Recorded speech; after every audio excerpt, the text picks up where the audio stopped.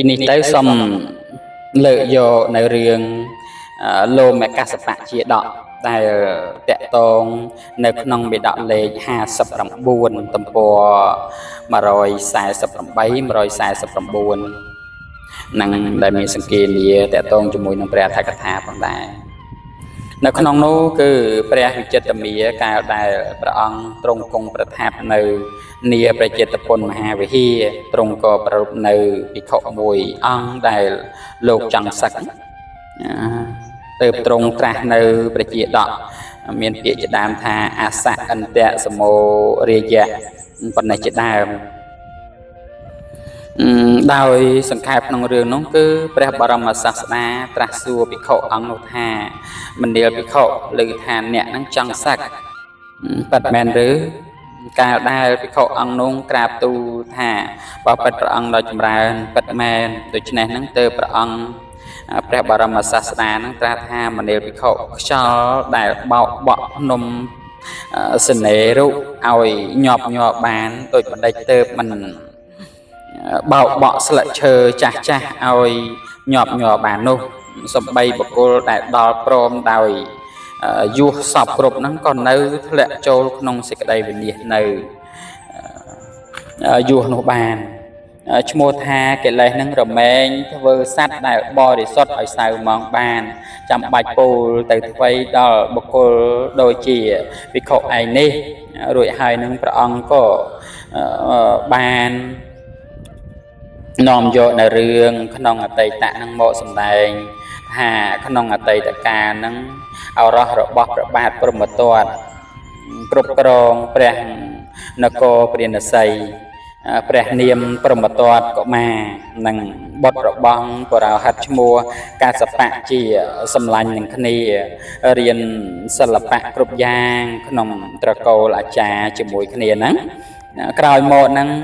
កាលដែលព្រះរាជបិតាសោយព្រះទីបង្គត់ហ្នឹងព្រហ្មទត្តកុមារហ្នឹងក៏បានគ្រងរាជសម្បត្តិពេលនោះហ្នឹងកាសបៈកុមារហ្នឹងគិតថាសម្លាញ់របស់យើងជាព្រះរាជាទ្រង់ប្រកាសជាព្រះរាជទានភាពជាធំឲ្យយើងដោយពិត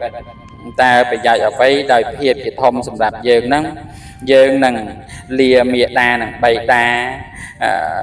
នឹងព្រះរាជានឹងចេញទៅបួសវិញកាលដែលកាសបៈកុមារគិតដូច្នោះហើយនឹងទើបបានថ្វាយបង្គំលាព្រះរាជានឹងមេដាបៃតានឹងទៅកាន់ដែនដីនៃព្រៃហេមពៀនបួសជាតបោះក្នុងថ្ងៃទី7ក៏បាននៅអភិញ្ញានិងសមាបត្តិចិញ្ចឹមជីវិតដោយផ្លែឈើមនុស្សទាំងឡាយនឹងនាំគ្នាហៅព្រះតបោះថាលោមកាសបៈព្រះតបោះនឹងមានឥន្ទ្រីស្ងប់រងាប់ដល់ក្រៃលែងមានតបៈខ្លាំងក្លាធ្វើឲ្យភពរបស់សកៈទេវរាជនឹងញាប់ញ័រដោយជះនឹងតបៈរបស់តបោះនោះឯងលំដាប់នោះសកៈទេវរាជនឹងទ្រង់ពិចារណាមើលឃើញហេតុដូច្នោះហើយនឹងក៏ទ្រង់ព្រះតម្រិះថាព្រះតបោះនេះមានតែជះពងពោះណាស់នឹងធ្វើឲ្យយើងនឹងឃ្លាតចាកអំពីភាពជាប្រអិនបានយើងនឹងរួមដៃជាមួយស្ដេចក្រុងព្រាណសីទម្លាយតបៈរបស់ព្រះតបោះនោះគ្រានោះសកៈទេវរាជនឹងបានចូលទៅកាន់បន្ទប់សេរីសៃយាសរបស់ព្រះបាទក្រុងព្រាណសីនឹងក្នុងវេលាពាក់កណ្ដាលនៃរាត្រីនឹងសម្ដែងអនុភាពនឹងក៏ទ្រង់ជាព្រះអិនបណ្ដាលឲ្យបន្ទប់នឹងភ្លឺស្វាងដោយរស្មីនៃព្រះសរីរៈហ្នឹងក៏ទ្រង់អណ្ដែតឯដល់អាកាសក្នុងសំណាក់នៃព្រះរាជាហ្នឹងហើយក៏ត្រាស់ហៅព្រះរាជាថាសកៈពោលថាមហារាជចូលក្រោកឡើងហើយព្រះរាជាហ្នឹងក៏ក្រោកអ្នកជានរណាសកៈហ្នឹងយើងជាសកៈទេវរាជរាជាហ្នឹងក៏ពោលព្រះអង្គយាងមកដើម្បីអ្វីសកៈហ្នឹងក៏ពោលថាមហារាជព្រះអង្គត្រូវការភាពជាឯករាជ្យក្នុងចម្ពោះទ្វីបទាំងអស់ឬមិនត្រូវការរាជានឹងកពោលរឿងអ្វីដែលថាមិនត្រូវការ សកៈហ្នឹងពោលថាបើដូច្នោះហ្នឹងចូលព្រះអង្គនាំលោមកសបៈរបស់ហ្នឹងឲ្យមកបូជាបសុគហាតញ្ញបសុភាតញ្ញព្រះអង្គនឹងស្មើដោយសកៈទេវរាជមិនចាស់ហើយមិនស្លាប់គ្រប់គ្រងរាជសម្បត្តិក្នុងចម្ពោះទ្វីបព្រះអិននឹងបានពោលគាថាទី1ថាបបិទ្ធមហារាជបើព្រះអង្គញ៉ាំងឥសីឈ្មោះលោមកសបៈឲ្យមកបូជាយ៉ាញ់បានព្រះអង្គនឹងបានទៅជាបុគ្គលមិនចាស់មិនស្លាប់ស្មើនឹងព្រះអិនដោយពិតបណ្ដាបទនោះគឺសេចក្តីថាបើព្រះអង្គនាំឥសីលោមកសបៈពីទីនៅក្នុងព្រៃមកបូជាយ៉ាញ់បានហ្នឹងលំដាប់ហ្នឹងព្រះជាហ្នឹងក៏ទ្រង់ព្រះសម្ដាប់ថាព្រះតម្រាស់របស់សកៈទេវរាជហើយហ្នឹងក៏ព្រះអង្គក៏ទទួលថាល្អហើយគ្រានោះសកៈទេវរាជហ្នឹងក៏ត្រាស់ទឿនថាបើដូច្នោះសូមព្រះអង្គហ្នឹងកុំក៏បីបង្អែបង្អង់ឡើយហើយនឹងក៏បាត់អំពីទីនោះទៅថ្ងៃស្អែកឡើងនឹងព្រះរាជានឹងត្រាស់បង្គាប់ឲ្យហៅអាមាត្យឈ្មោះសីហៈនោះមកត្រាស់ថាណែអាមាត្យអ្នកចូលទៅកាន់សំណាក់លោមកសបៈដែលជាសម្លាញ់របស់យើងចូលនិយាយតាមពាក្យរបស់យើងយ៉ាងនេះថាបបិទ្ធព្រះតបោះព្រះរាជានឹងសូមឲ្យលោកនឹងមកបូជាបសុហាតញ្ញព្រះរាជានឹងបានជាឯករាជ្យលើចម្ពោះទ្វីបឯចំណែកលោកម្ចាស់នឹងត្រូវការប្រទេសប៉ុណ្ណាព្រះរាជានឹងព្រះរាជទានប្រទេសប៉ុណ្ណោះដល់លោកម្ចាស់អាមាត្យសីហៈនឹងបានស្ដាប់ដូច្នោះហើយនឹងក៏ក្រាបទូលព្រះរាជាថាល្អហើយព្រះករុណាថ្លៃពិសេសអាមាត្យសី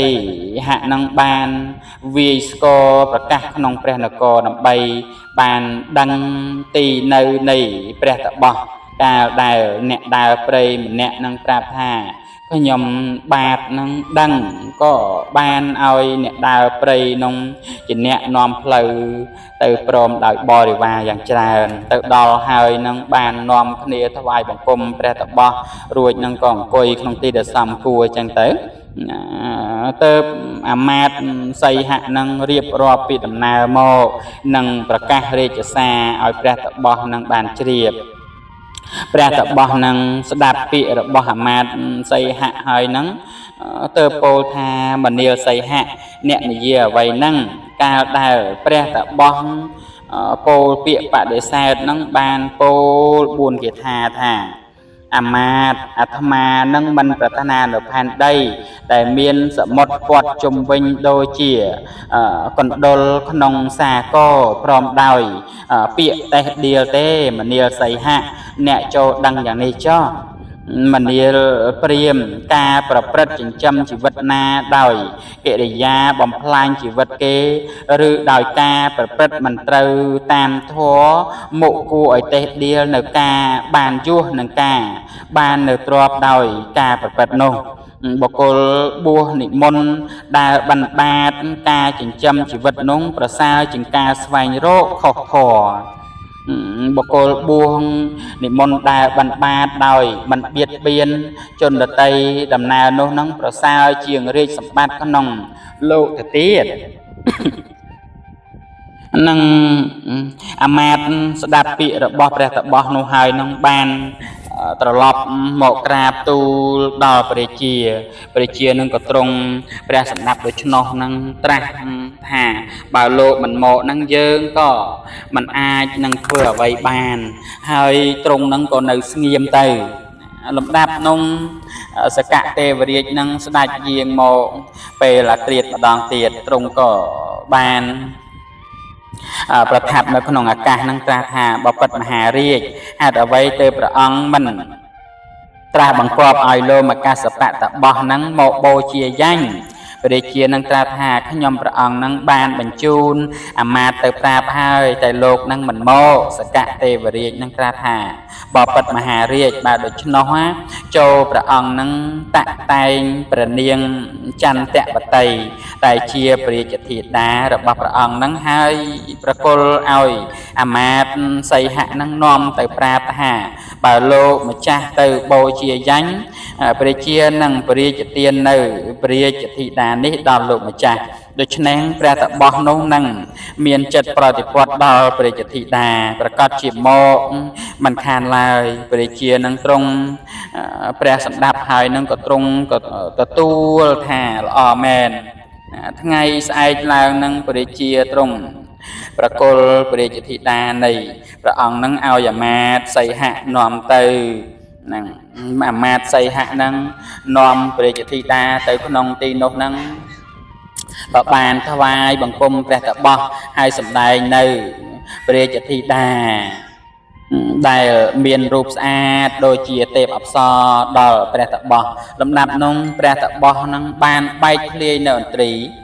បែកធ្លាយនៅឥន្ទ្រីព្រមជាមួយគ្នានឹងការសម្លឹងមើលព្រះរាជធីតានោះឯង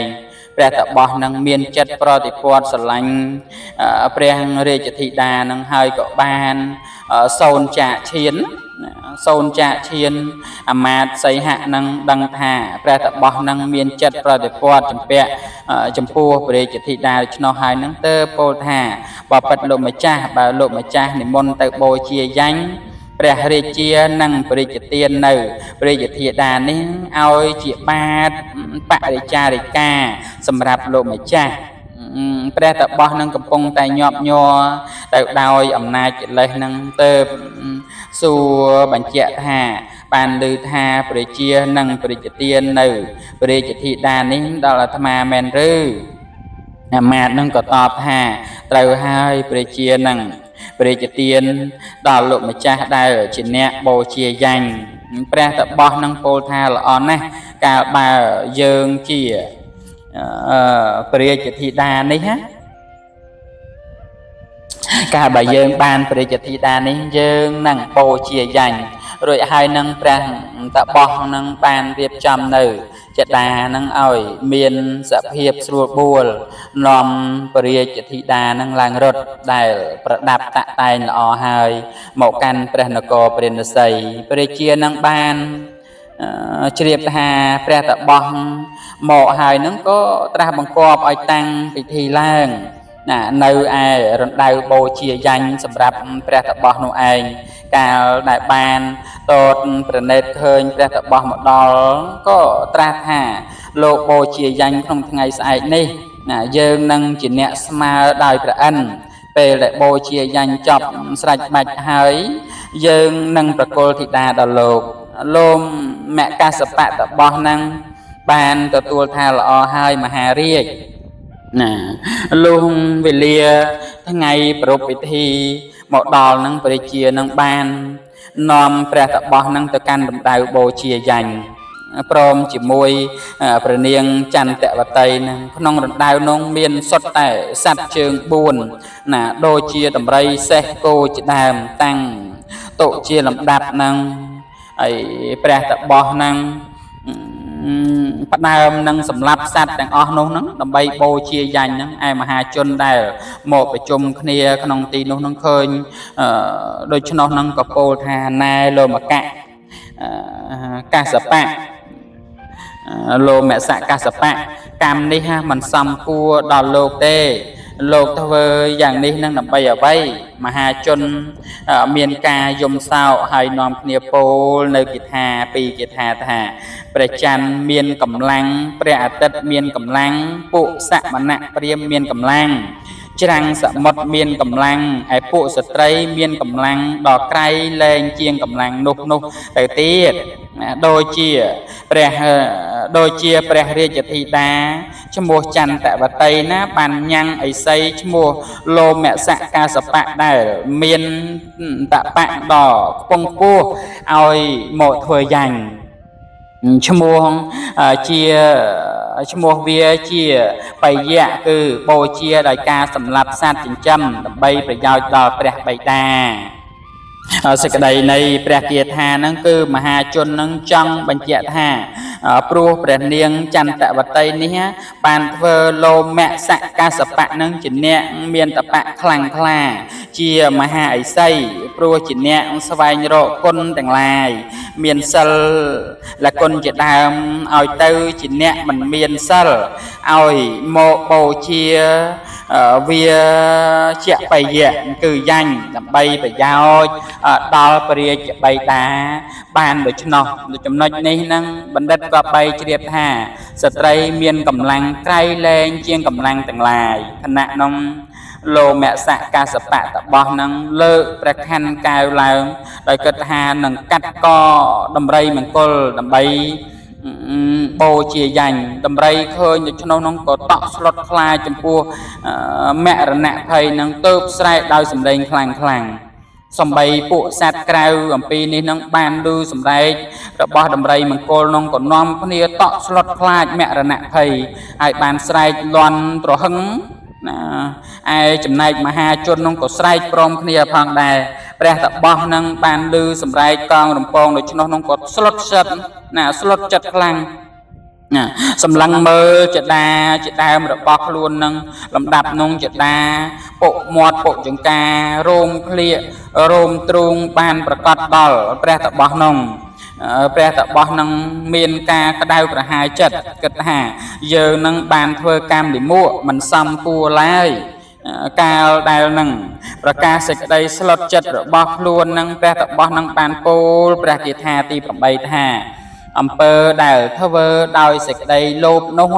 ជាអំពើក្តៅក្រហាយមានកាមជាហេតុអាត្មានឹងស្វែងរករឹសនៃអំពើនោះនឹងកាត់នៅរាគៈព្រមទាំងចំណងក៏បីជ្រាបសេចក្តីនៃព្រះគាថានោះថាបពិតព្រះរាជាដ៏ជាធំអំពើណាដែលអាត្មាធ្វើដោយលោភៈចំពោះនាងចន្ទវតីអំពើនោះមានកាមជាហេតុជាអំពើលិមួកក្តៅក្រហាយមានវិបាកខ្លាំងក្លាអាត្មាភាពនឹងស្វែងរកឫសគល់ពោលគឺអយោនិសោមនសិការៈនៃអំពើនោះសំគួរហើយអាត្មាភាពនឹងដកដាវគឺបញ្ញាចេញមកកាត់នៅរាគៈព្រមទាំងចំណងគឺសុភនិមិត្តនឹងលំដាប់នោះព្រះរាជាបានត្រាស់ទៅរកព្រះតបោះថាណែសម្លាញ់កុំខ្លាចអ្វីឡើយយើងនឹងឲ្យនាងចន្ទវតីនឹងកៅកង7ប្រការដល់អ្នកក្នុងកាយឥឡូវនេះនឹងអ្នកចូលបូជាយ៉ាញ់ចុះព្រះតបោះនឹងបានស្ដាប់ហើយនឹងទៅពោលតបថាបពិតមហារាជអាត្មាមិនត្រូវការដោយកិលេសនេះឡើយព្រះតបោះនឹងបានពោលព្រះគាថាទី9ជាព្រះគាថាចុងក្រោយថាមុខគួរឲ្យតេះដៀលនៅកាមទាំងឡាយដ៏ច្រើនក្រៃពេកក្នុងលោកបពិតព្រះរាជាការព្យាយាមប្រព្រឹត្តតបៈដុតបំផ្លាញនៅកិលេសប្រសើរបំផុតជាងកាមគុណទាំងឡាយអាត្មានឹងលះបង់នៅកាមទាំងឡាយហើយប្រព្រឹត្តតបៈដុតបំផ្លាញកិលេសចំណែកដែនដីនៃនឹងព្រះនាងចន្ទវតីនឹងចូលនៅជារបស់ព្រះអង្គចុះនឹងព្រះតបោះនឹងកាលដែល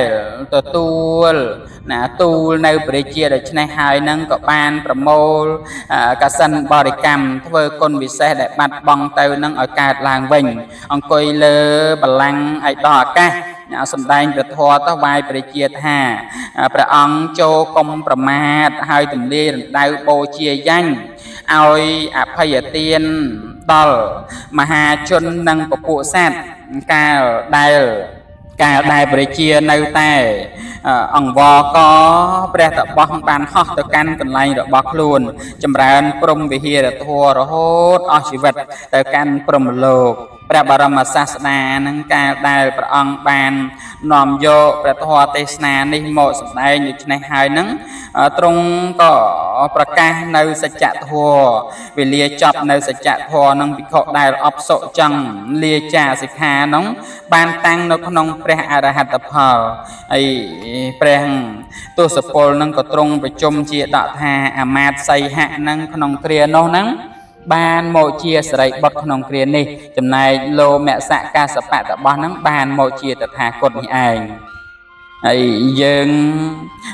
មិនសេពគប់នឹងជន់ពៀលតែយើងបានសេពគប់ហើយនៅពៀលធម៌ក្នុងខ្លួនពៀលធម៌គឺកិលេសក្នុងខ្លួនបាននាំយើងឲ្យធ្វើនៅកិច្ចការឆ្កំឆ្កងយ៉ាងច្រើនទាំងយើងនឹងក៏បានធ្វើតាមហើយដែរជាអវិជ្ជាដ៏ក្រៃលែងដែលសត្វលោកយើងបានទទួលហើយនៅបញ្ញខណ្ឌយកមកប្រកាន់ធ្វើជាខ្លួនឯងម្ល៉េះហើយនឹងត្រូវរវល់ចិញ្ចឹមមើលថែ